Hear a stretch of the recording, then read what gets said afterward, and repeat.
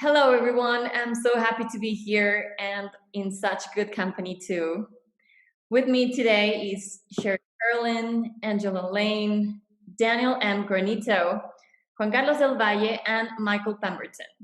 All of them are part of the online show, The Most Beautiful Night of Our Lives, currently live via my website, www.pagartadvisory.com, and also linked in my Instagram bio. So, welcome, all of you.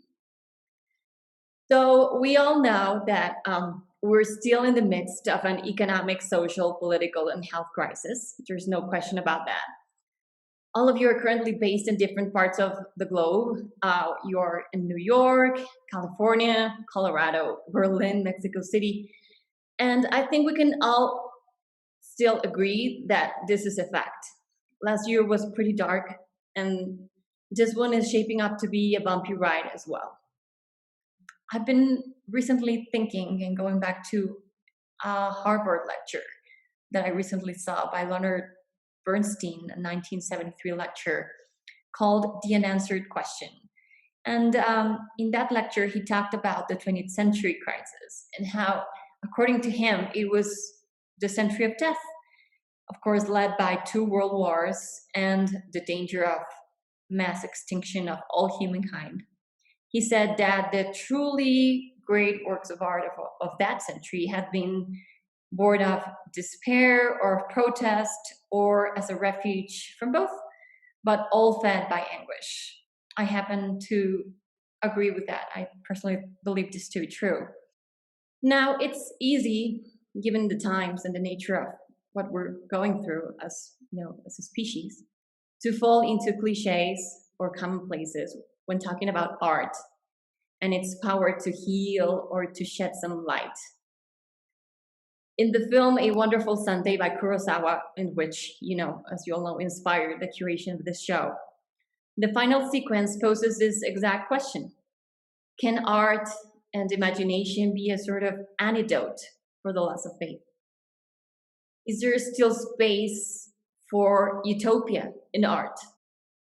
Because Bernstein also said in the same lecture that we as humans have no choice but to hope. That no matter the darkness, hope is somewhat ingrained in our nature. So I'd like to know from each of you, what do you think in regards to your work, your creative process, and art in general, in terms of hope, light, and the recovery of lost faith? Well, I know that I make work because it helps me. And if it were to translate to other people, which it frequently doesn't, I would be very pleased to know that.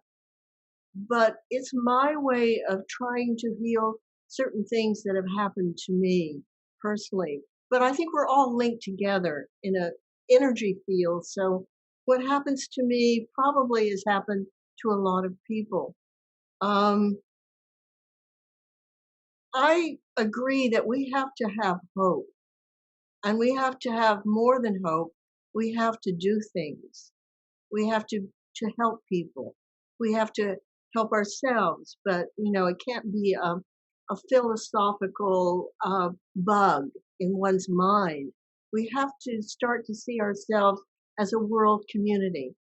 And what I do here will affect, well, since I'm in an energy field, it could affect any number of people. I think at some point I will begin to see how I've affected people because to a certain degree, I just sit in my living room and my bedroom working, and I think, oh, nobody gives a good goddamn what I'm doing, and the world can't use this.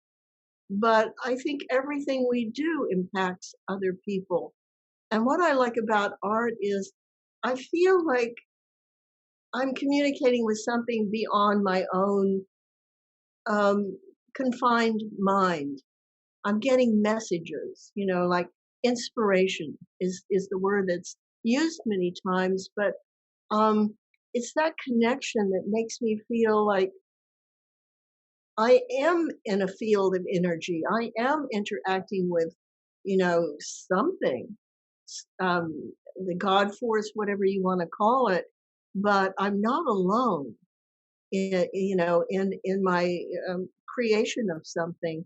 And it's also a chance for me to experience the act of creation itself. I know it sounds a little pompous, but you make something that never existed before. And it's like, oh wow, I made this. And sometimes my work is indebted, shall we say, to other artists, but many times it does come out in a very unique sort of way. And I just feel like I made something that didn't exist before.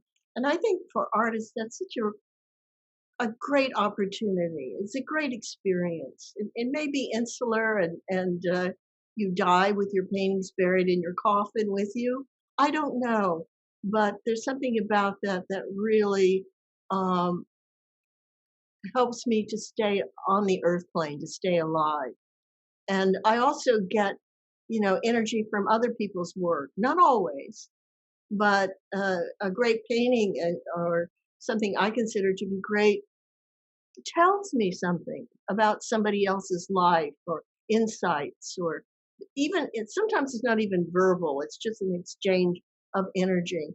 And I don't know what I would do if I couldn't walk through museums or flip through Instagram or all the things that we use, all the formats that we use to access art. But I love looking at art. And I my favorite thing is to watch people paint. I've been watching portrait, the English program, the great portrait painter of, whatever. And I just love to see people paint. There's something about that. Even as a child, I used to watch John Nagy paint, and it was magical to me.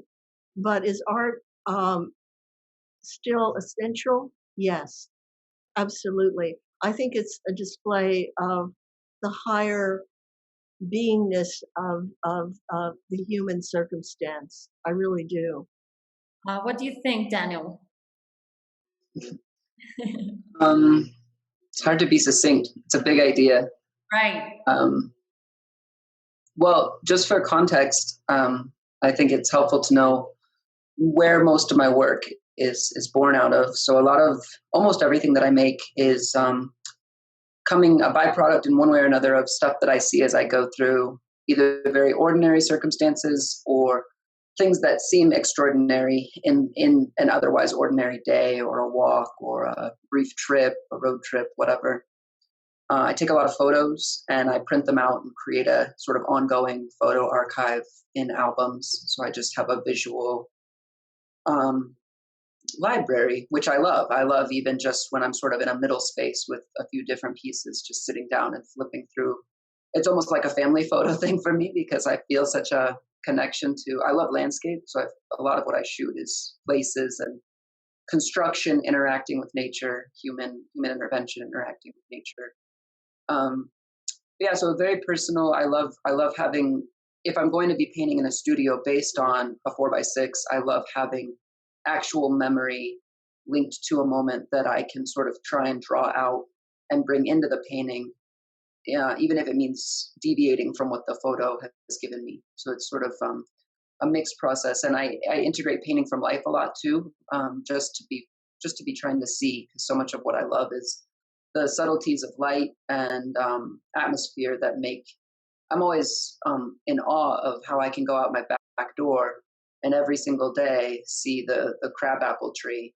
But depending on the time of day and the type of air and the season, it's a different experience every single time. It's a different light. It might as well, and if they were each paintings, they'd be radically different paintings that would communicate something unique. So that kind of constant possibility for an encounter with something big feels central to my work.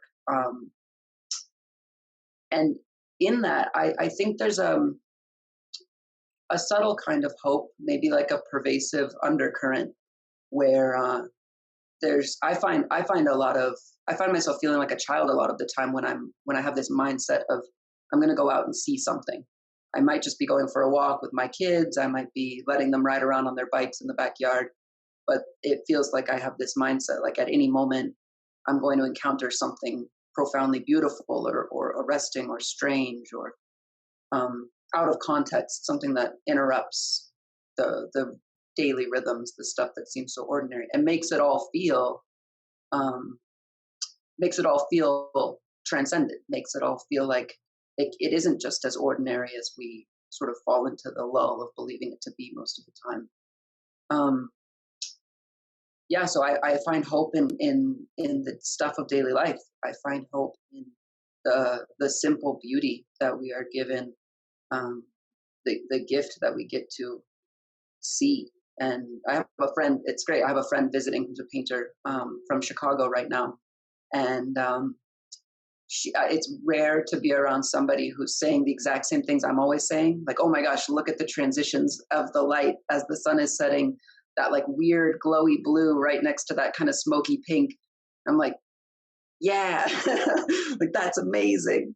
So it's I don't know. It's sort of akin to what Sherry was saying. There can be a lot of doubt who this is touching, if it's touching anyone. Am I just in my own little world and satisfying a need for myself? Um, I think even if it were, it would be valuable in as much as it's just such. It feels like such an essential part of being a human is to make, to discover, to make meaning, to wonder.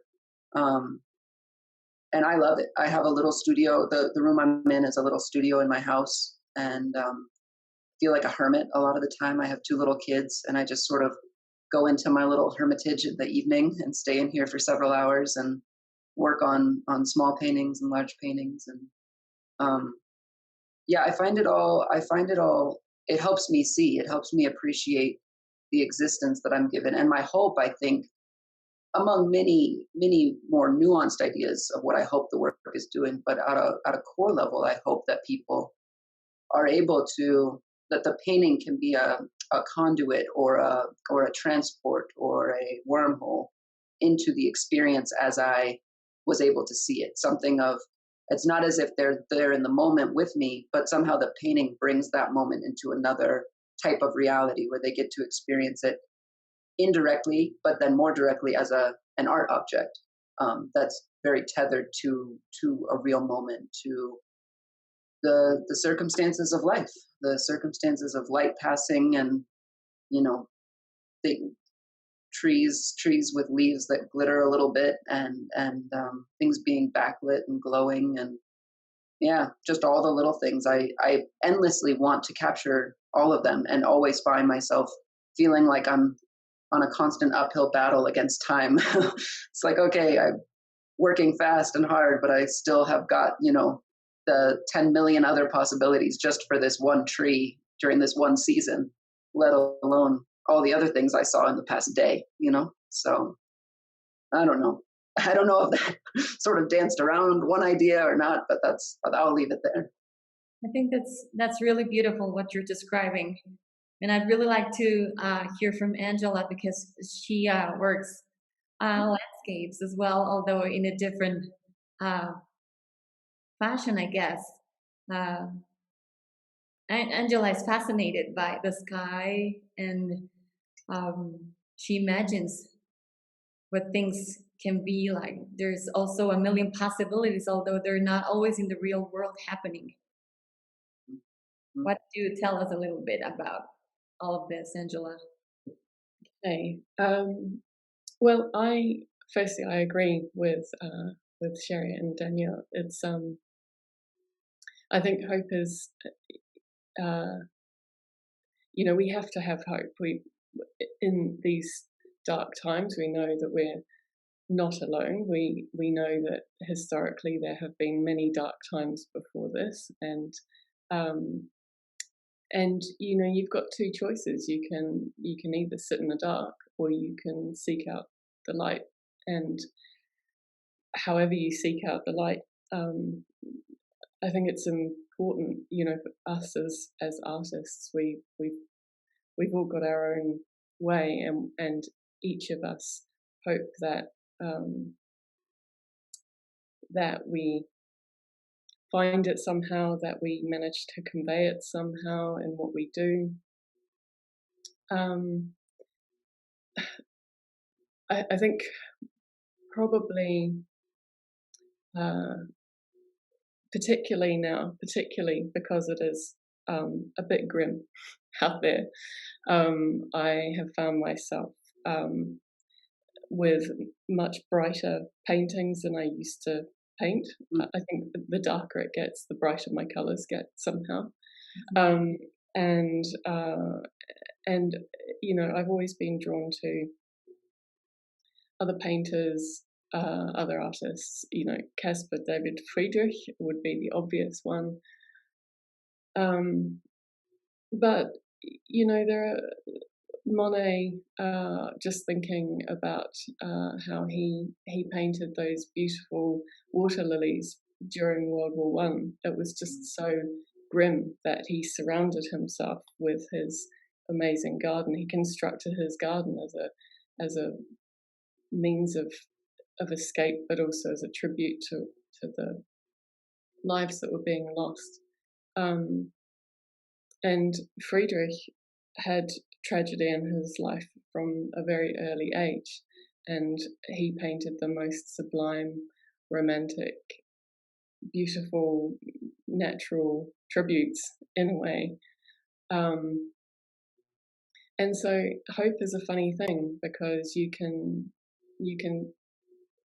see, I don't know, you can connect with these paintings and see them on one hand as tragic, on the other hand you can see them as wonderful and inspiring, and giving you a sort of a flip side to it all. And in my painting,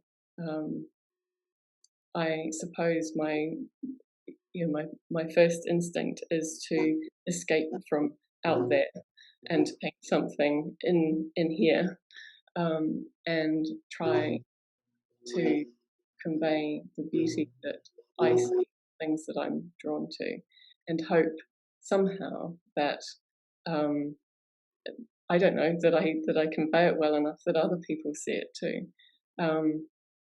You know, it's funny, out of my studio window I have a very ugly grey car park, but when it snows, adults come out. Some of them have children, but most of them don't. And you know, suddenly there are snowmen everywhere, and people are throwing snowballs. You know, there aren't really that many children to be seen. To be honest, it's just an excuse for the adults to become children again. And you know, if there's a rainbow out there, people just stop. I don't know. There's something sort of basic in us all that are drawn to natural beauty. So I don't know whether it's hope. I don't know whether it's a sort of a mechanism for just dealing with stuff that goes on that you just don't really agree with, and a way of just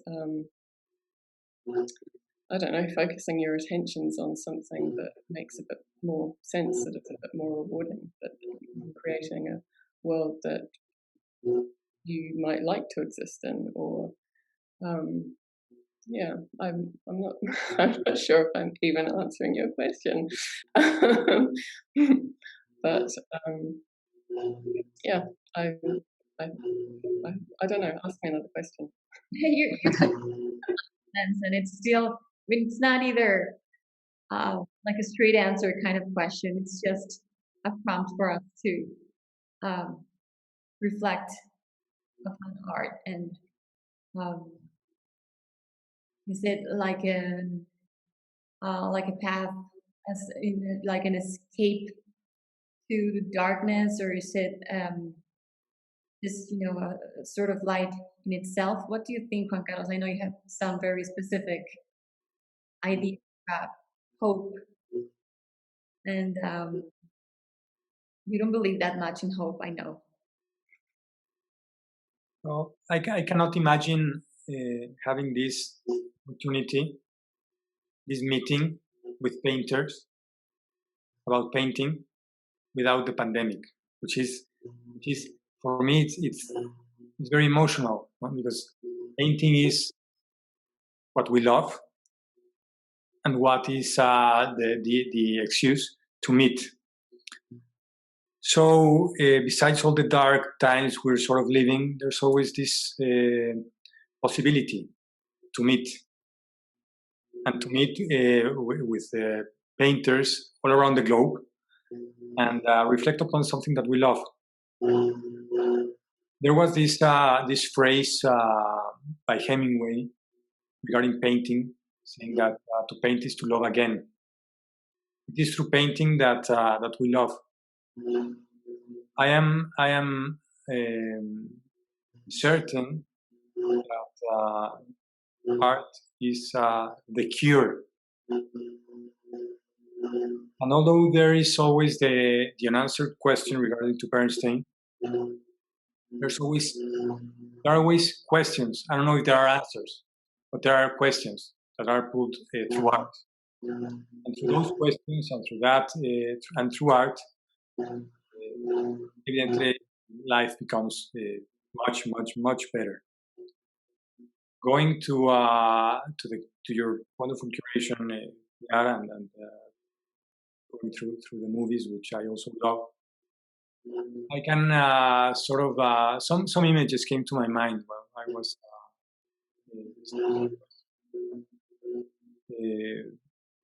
and I could see, for example, Herzog's movie regarding the caves of Chauvet, where the paintings were done, and they talk about the power and the spirituality of the movement of the hand. That's all it takes. I mean, that's all it takes. That's the importance of the movement of the hand. And when we go to the movie that you inspired, inspiration, our movie, this couple going through very hard times, and at the end they have each other. But there's a certain energy that comes out from it, or the supernatural to Angela. This colorful lightning, as she said, the darkest. That's one of my questions. I mean, the darkest it is, the brightest it shines. I mean, does it have to be that dark in order for it to shine? Or Daniel talking about simply going round around one simple tree. When you remember all these stories about this question, the painter that was very sedentary in his own birthplace, and all these people saying, with all your talent, you need to go to the world, you need to the other. And he said, I mean, not 3 lives I wouldn't finish painting what I have in front of me. These varieties, these simple varieties of color, of light, of the season, of the tree, of the leaf, of the breeze, of everything, of the phenomenon of nature, and the struggle in Michael, no? about this meeting of these persons, of these humans or these creatures bonding, no? In this struggle. No? So at the end, we're talking about this very simple, original, is going to this origin, and these are the questions that pops up from this opportunity we have in the pandemic. Another documentary pops up to my head about a pianist, a lady pianist. She was a Jewish pianist during the World War. She was under very difficult circumstances, obviously, and she survived, and she was in her 90s probably, and the opportunity to ask her something. After all this life you've had, and you were a prisoner, and all these things happened to your life, what did you learn from all of it? And her answer, which I remember and won't forget, was that after all she lived, two things mattered, basically. One thing was human connections. The second was life itself. So, I mean, that's all we need, and we forget about those basic, important, most important things in life. So it's for me, it's really stimulating to be in this meeting, imagining that I mean you're all around and feel that thing around meeting a painter and painters that love to paint, no? That go into the materials, into the theme, into the light. You know? I've had this wonderful opportunity with Michael to talk not only about paint but about painting, no? Which is fascinating. It brings lots of life in oneself. No? So thank you all for this opportunity, and thank you, Pilar, for bringing together and the possibility to connect. This is such a treat. Um, and okay, I'm gonna let you go, Juan Carlos, for now, because I wanted you to talk about what you say about hope laying in the future, and that's why you don't really believe in hope today. Just go a little bit into that. No, just very briefly, no. The thing with hope is it can be tricky, as many things in life, because it can pull you out from the here and now. So hope really works when it's in your own present, and hope can only happen, as Angela sort of mentioned, in your own present, even if it's fantastic or surreal, but it's through the present and through your here and now. That's when it works. When it's based on the future, then it's something else, and it doesn't happen. That's what I wanted you to say. Thank you. I do believe that art can be such a powerful manifestation of the here and now, even art from the past, like Sherry was saying, or Angela, and all, to some extent. You connect with these people from the past and you get a glimpse of their here and now, even though they've been dead for thousands of years. And there's a sense of hope in that here and now, because you know that what we're going through, like you mentioned, Angela, it's not something that's really new. I mean, people have survived this in the past, and that makes this journey less lonely, I guess, or less dark. Michael, what do you think? I know you have your work in so many ways. It has to do with the exploration of imagination and its range. And of course, it has to do with human connection. I mean, we've all seen your paintings. What do you think? Thank you. I think I'm lucky that I'm going last, because I can, thank you all for your thoughtful and lovely words, and it was lovely listening to all of you and getting an insight. I think for me, what you set up, Pilar, in the curation of this show, which I appreciated being in so much, and loved hearing all sorts of different people and collectors and friends, and can sort of come back with all sorts of comments. But what strikes me most through discussing at the beginning, reading your words, seeing your choices, and then hearing all of this, and then today having the culmination of being able to listen to it. For me, I think it's about a sort of a larger versus a smaller story. So, obviously we as artists talk a lot about narrative. So, and I have a kind of a sort of a strange relationship with what we traditionally call narrative. But, I think as it pertains to the theme here of what's going on in the world at this current moment, I think then we have an obvious collective narrative going on. We're all in this together. We're all experiencing exactly the same thing right now. The fears that go with it, and all of the hope, like you say, and is it changing our lives? What's going to happen when this is over? We're all thinking for the first time in humanity You know, we're all thinking about a lot of the same things that are very, very real and human and primal. Fear and hope and love and, you know, and regret and all sorts of things, and pain and suffering and grief, you know, and loss in a lot of cases.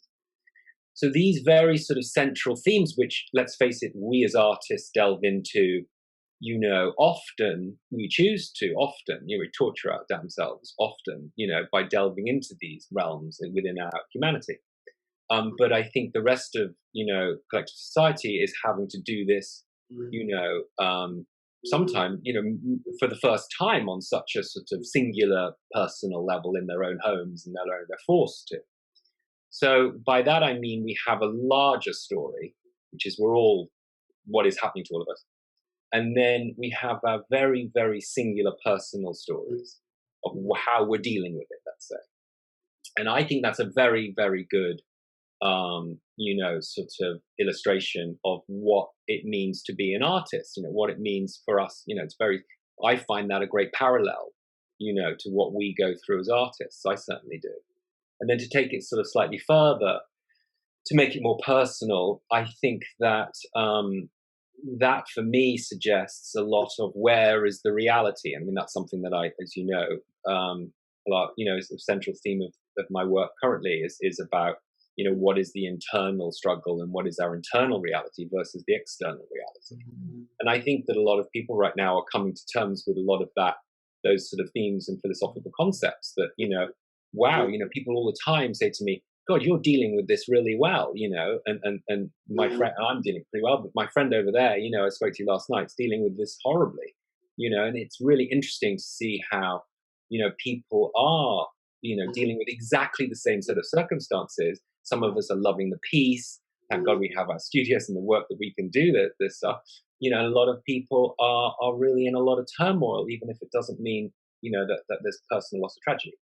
So that is really interesting to me at this point in history to see that, and picking up on Juan Carlos' point that, you know, what will happen next, and sort of what do we do with this kind of thing? You didn't say that, Juan Carlos, but I got the feeling that's where some of it was going. That, you know, I think that's really interesting to me as an artist and as a person. That, you know, what are we going to do with this? It's fascinating, and I'm an optimist, so I feel that you know we came to this moment for a reason. You know, I'm not going to go into American politics right now, but I think we came to this moment for a reason too. I think that the Orange Man was a sign, and it was delivered to us for a reason. I won't mention his name anymore. I don't want to, but you know, I think that for me, then going back to painting, you know, to use exactly the same theme. Sorry, I'm a bit thematic sometimes, but you know. The same theme sort of comes about there too, where you have a very small moment, like Daniel suggests, you know, with seeing that, you know, the light through his tree and everything else. Or perhaps, you know, Angela mentions about how her work affects other people. That occurs to me too in the same way, that small things can, you know, in an art can affect great feelings. That to me is a lovely dichotomy between the large and the small. Same idea of the larger narrative versus the small, very singular narrative. It's impressive as a painter and as an artist, as I see others affected by it who don't have a language, who don't have a lexicon, an advanced or mature lexicon to talk about painting or about art.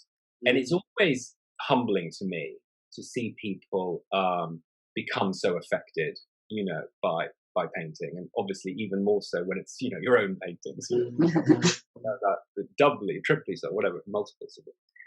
The film, which was the inspiration for this, is again, like Juan Carlos said, I agree. It's a beautiful example of this. That it's their small moment there in that amphitheater, that theater, whatever it was, and you know, and him, you know, doing what he was doing, and her becoming very affected by something that wasn't actually happening, that wasn't actually there, you know. And that to me is a really beautiful idea of something that I think about a lot, which is I think about the middle space. And the middle space is, for me, between me as the artist and then whoever's looking at the painting, but through the paintings. That's the middle space, and perhaps the energy that Angela talked about. Sorry, that Sherry talked about. the kind of the middle space of energy between humans. And we're not there anymore. We leave these records behind of our work. But how do they affect people? How do any artist's work affect people?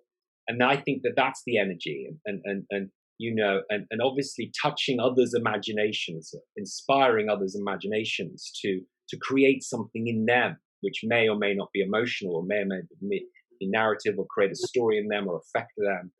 For me, is hugely inspirational and hugely exciting as a painter to just think about these philosophical ideas, because they drive me and they push me and they say, you know, how can you be more honest, Michael? How can you be more authentic with this? And don't get too wrapped up in, you know, how technically good you might think you are or not, whatever, any of that crap.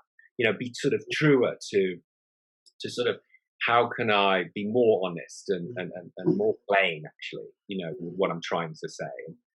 And yes, picking up on another point of earlier, that it is an important thing, and you know, in so much that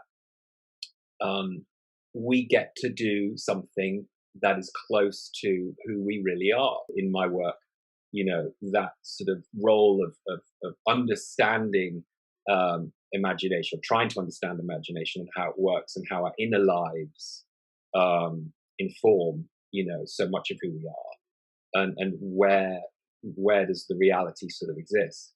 You know, that was lovely, because in that scene, you know, the reality was that there was no music, you know, and that, you know, but there was, you know, and so there's this lovely questions left behind, you know, like, where is it really, you know. And that comes back to my very first point, which is, I think that's what we're going through right now. You know, it's like, what is it really? Like, where is it really? I don't know if somebody wants to say something, you know, bounce off somebody else's idea. Feel free to do so. Angela, I can feel you.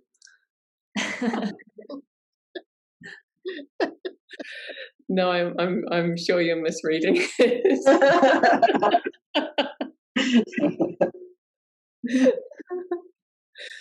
But I would like to say, actually, thank you, and because I didn't, but thank you, Pilar, and actually, it's been lovely meeting you all, and it's just it's you know, we are all in this together, and I think we wouldn't be doing this if it weren't for the pandemic. So just reiterating what pretty much everybody else has been saying, you know, we're kind of all seeing this through each other's eyes. We all agree with each other. It's quite strange, actually, because, you know, we've all got different experiences, and we've come from different backgrounds, and we're living in different countries. Some of us are. But yeah, we all understand exactly, you know, what each one of us is thinking and doing weirdly. So I'm not really adding anything here, but I really did just want to say thank you, and hopefully you have given other people hope as well, and hopefully people will be watching us ramble and getting something from it. Yeah. Yeah. I wanted to say also thank you, and really glad. I'm really glad that we're having a more meaningful connection. I often feel this weird disparity between having all these encounters with artists that I would never know about were it not for the internet, and specifically Instagram has been such a catalyst for me, finding artists and connecting with artists. But then on the other hand, I see such I'm so inundated with content, and there's so little like real connection. But it's wonderful that it can happen, and this is a great example of you as somebody with a vision for a particular project that sort of forces meaningful, in-depth, more personal interaction into the virtual sphere, and creating hopefully what can develop into a culture of these micro happenings where people are connecting from all over the world, but having real-time interaction that could be born into more meaningful, longer connections between individuals. I mean, it's what I certainly always, those are the silver lining moments when I'm feeling really frustrated by the internet and frustrated by the algorithms and frustrated by the super abundance of information.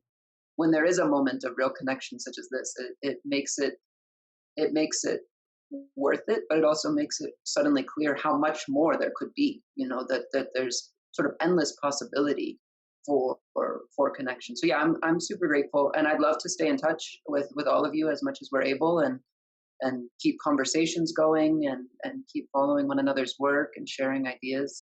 I love that you said that, Daniel, because that's exactly what I wanted to happen. Besides, doing this for the public or an audience, I also want this to happen, that to create some sort of community, and a real community, which can, the paradox is that it can happen even in this realm of the, like Michael was saying before, of the unreal. Is this happening? Or is it not happening? What is this? I don't know. But it does feel meaningful, and I have certainly enjoyed getting to know each one of you. Yes, JC. I have a question, probably out of context. Now it popped out somehow, no? And it comes surely through this all this meeting. There was one more of us, who is the wonderful Leka Singh. She's a photographer. She's not here today. Painter, true. That would have been interesting.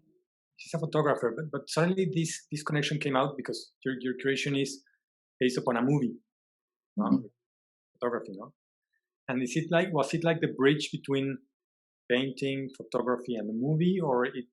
And besides, having this thematic, coherent connection, like the egg and the origin, which also popped out somehow. Was it?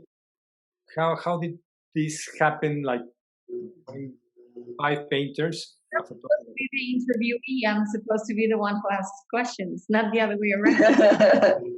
The reason I decided and I wanted to include her work among the work of painters, as you all know, my true weakness is actually painting, but Leka's work felt so kindred in spirit to this that we've been talking about.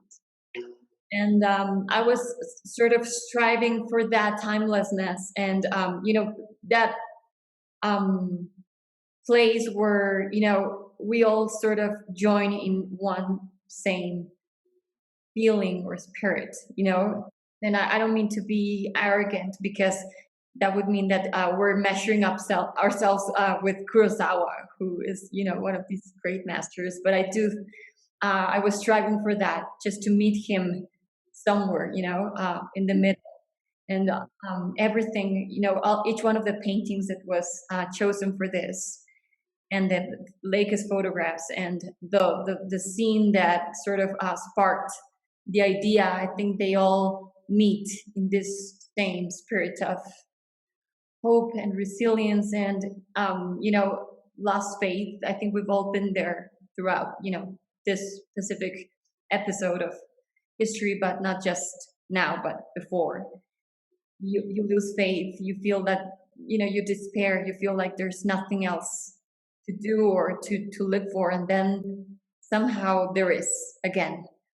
And that stubbornness of life itself, and that stubbornness of the creative act is what interested me particularly in this project, to showcase that, to speak about that, and to somehow communicate that that's our very nature that lives within us. That's why I was thinking also about Bernstein's lecture. He said we cannot help but to hope. It's in us, right? It's part of who we are.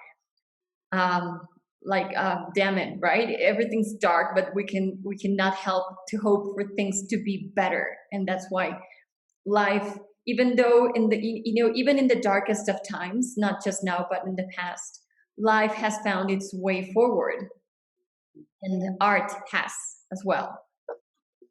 I hardly ever get to speak with other artists. It's strange. I live in a city probably full of artists, but um, I don't speak to many of them. There is a lot of infighting, I must say, in the community that has to do with marketing. And I think we're pulled together for a different reason. It's not about marketing or ego. It's about a shared experience.